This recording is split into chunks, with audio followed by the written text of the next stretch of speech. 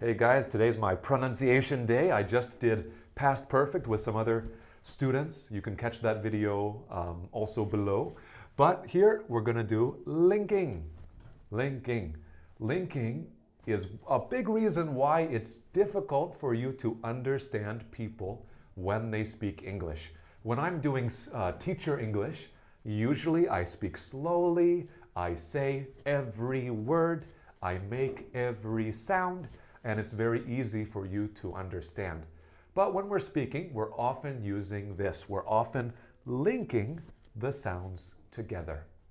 So this lesson, we're doing beginner level grammar, but again, the sound will be more advanced, right? Native sound. So this one, easy. I say, where am I, right? That's the teacher talk. Where am I? Where are you? But when we're speaking, right, quickly, we link the sounds together. These ones, the R, M, W, T, these are called consonants, right? And they can link with the sound of a vowel.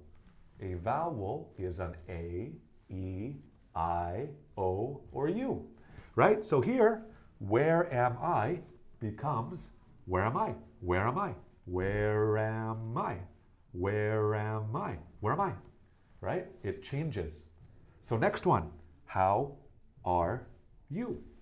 Can you connect the how are you? Let's see. How are you? Right? And again, quickly, how are you?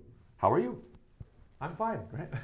And then last one, what is it, right? The T and the I connect. What is it? What is it, right? What is it? And all of these we can use with our fast linking, right? If you use linking, you will sound more natural.